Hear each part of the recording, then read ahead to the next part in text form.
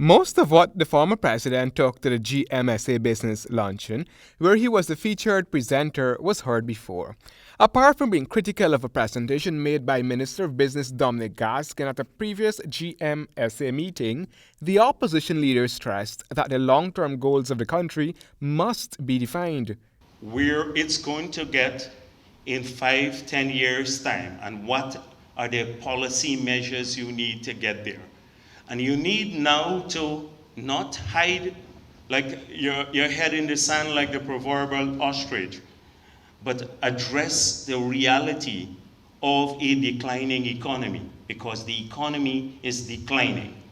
Jagdeo was the only person at the business luncheon who said there is a fear in the business community. And in addition to that fear, Jagdeo says Guyana isn't seeing investment because of the signals that the administration is sending. The first signal is this country is driven by drug money, and that it's the drug money that slowed down that's causing the economic problems we have. Well, that may be good for a domestic audience and your supporters, but just imagine a sophisticated investor who sits in Canada or elsewhere in the world and hear that the government is saying that the economy is driven by drug money. Why would I want to go there? Jagdeo spoke out against taxation, tax settlements that the government has undertaken, electricity, SARU, and uncertainty in the business community. He even foresees fuel prices increasing. Prices are going to climb back in the future for fossil fuel.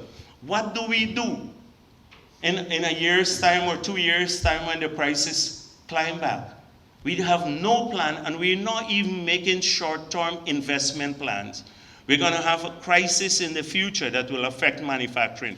Two nature, shortages as well as higher prices, because the investment decision is not being made now, and it's not being made on the basis of facts.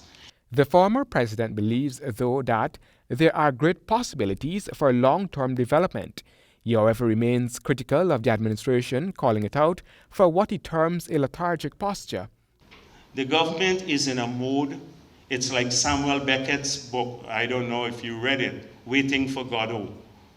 And they had this guy Vladimir and I think Estragon standing by a roadside and waiting for this Godot who never came. The oil is Godot for them. They're waiting for Godot to come and solve all the problems of the world. So every minister, everybody, we're waiting for oil. The business luncheon was attended by members of the diplomatic community, opposition, and business personnel. Handel Duncan, HGP Nightly News.